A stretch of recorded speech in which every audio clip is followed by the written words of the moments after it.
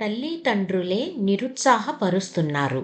సమస్య: నాకు చదువుకోవడం అంటే చాలా ఆసక్తి. నేను మంచి విద్యార్థిని, బాగా చదువుకుంటాను, మంచి మార్కులు కూడా తెచ్చుకుంటాను.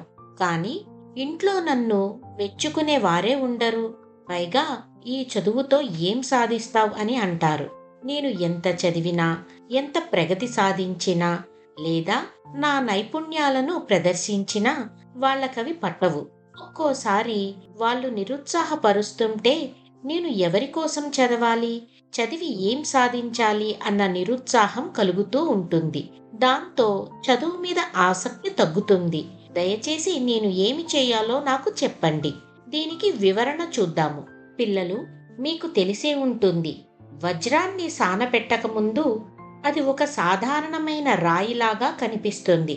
అది వజ్రం అని ఒక నిపుణుడు మాత్రమే గుర్తించగలడు. బహుశా మీ పరిస్థితి అదేనేమో.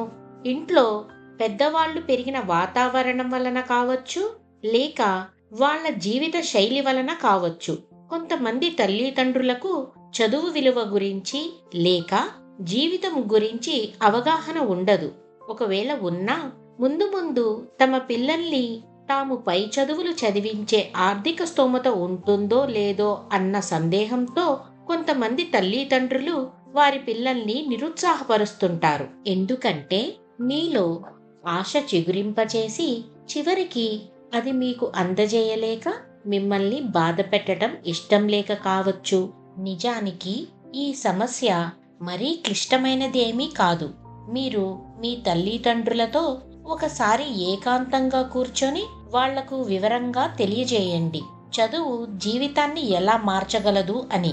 మరీ గొప్పవాళ్లను కాకపోయినా మీ చుట్టుప్రక్కల వాళ్ల ఇళ్లల్లో ఉండే పిల్లలను ఉదాహరణగా చూపించి వాళ్ళు చదువుకోవడం వలన ఎలా బాగుపడ్డారో వాళ్లకు తెలియజేయండి. చదువు కేవలం ఆర్థిక స్తోమతనే కాదు, మన జీవిత శైలి మరియు సమాజంలో మన గౌరవాన్ని అన్నిటినీ పెంచుతుంది.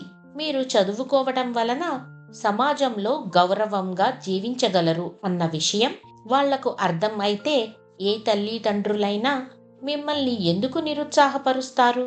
పిల్లలు, జీవితంలో కేవలం తల్లిదండ్రులు మాత్రమే కాదు, ఇంకా చాలా మందే ఉన్నారు. మీ చుట్టూతా తల్లిదండ్రులతో పాటుగా తోబుట్టువులు, పెద్దవాళ్ళు, ఇరుగు పొరుగువారు, స్నేహితులు, ఉపాధ్యాయులు, శ్రేయోభిలాషులు, ఇలా చాలా మందే ఉన్నారు కదా.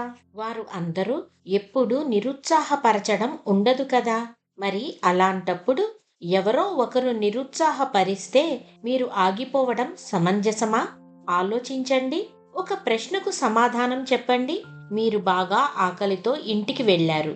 భోజన సమయంలో మీ అమ్మా నాన్న, ఒరే భోజనం చేయొద్దురా, దాని వలన నీకు ఆకలి తీరదు, దానికన్నా కాసేపు టీవీ చూడు లేదా మంచి పాటలు విను, తప్పక ఆనందం కలుగుతుంది అన్నారనుకోండి. అప్పుడేం చేస్తారు? ఆకలి తీర్చుకోవడం కోసం అన్నం తింటారా, లేక వాళ్ళెవరో అన్నం తినడం వృధా అని నిరుత్సాహపరిస్తే దాన్ని నమ్మి టీవీ చూసుకుంటూ కాలం గడిపేస్తారా? అమ్మా, నాకు ఆకలేస్తుంది, అన్నం పెట్టు అని అడుగుతారు కదా. అలాగే మీకు అద్భుతంగా జీవించాలన్న ఆకలి ఉంటే ఆ ఆకలి తీర్చుకోవడానికి మీరేమి చేయాలో తెలుసుకుంటే ఇక మిమ్మల్ని దేవుడే వచ్చి ఆపాలని ప్రయత్నం చేసినా మిమ్మల్ని ఆపగలడా? ఆశావాదమే జీవనం, నిరాశావాదమే మరణం అని గుర్తించండి. బాగుపడాలనే వాడిని దేవుడు కూడా ఆపలేడు. సూచనలు: స్వతహాగా శ్రద్ధగా చదువుకోండి. ఉన్నతి సాధిస్తుంటే మీ తల్లిదండ్రులే మారుతారు. ఉపాధ్యాయులను కానీ ప్రిన్సిపల్ని కానీ సహాయం కోరి వారి ద్వారా మీ తల్లిదండ్రులకు వివరించండి. కుటుంబ స్నేహితుల సహాయం తీసుకొని తెలియజేయండి.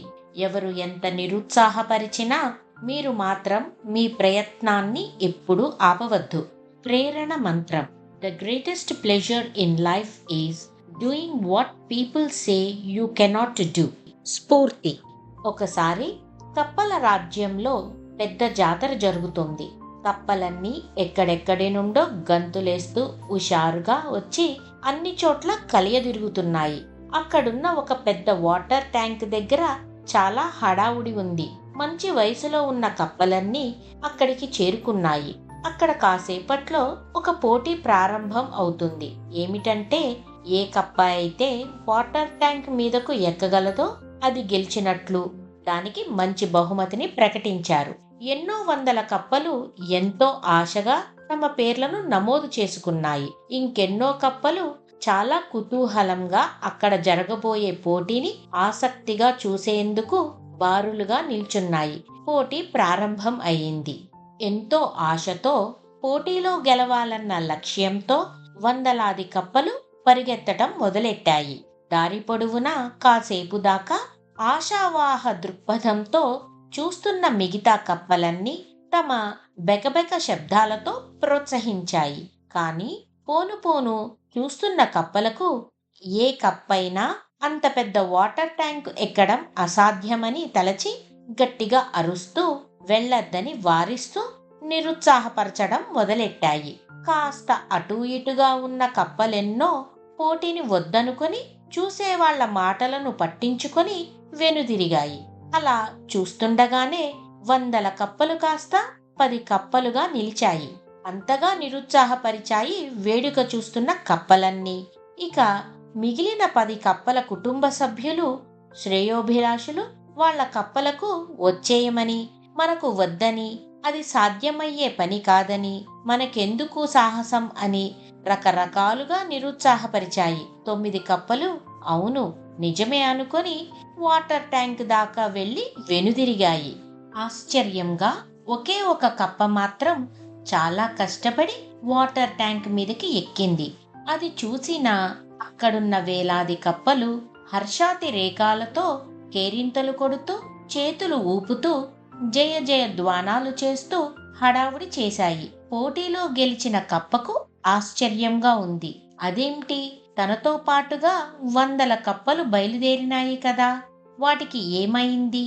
అసలు జరిగింది ఏమిటంటే, మిగతా కప్పలన్నీ చూస్తున్న కప్పల నిరుత్సాహకరమైన మాటలు విని నీరుగారి నీరసం అయ్యి విరమించేసుకుంటే, గెలిచిన కప్పకు చెవుడు ఉండటం వలన అసలు ఎవరి మాటలు వినిపించక లక్ష్యం మీద మాత్రమే దృష్టి పెట్టడం వలన తన శక్తియుక్తుల మీద ఎట్టి సందేహము లేక శిఖరాన్ని చేరగలిగింది. పిల్లలు, కప్పల కథ ఏమిటి అని అనుకోకండి.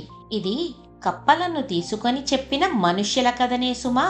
మీరు కూడా విజయ పదంలో ప్రయాణిస్తూ ఉన్నప్పుడు ఎవరి నిరుత్సాహకరమైన మాటల మీద మనసు నిలపక చెవిటి వారి వలె ముందుకు ఉరకండి. తప్పక లక్ష్యాన్ని ఛేదిస్తారు.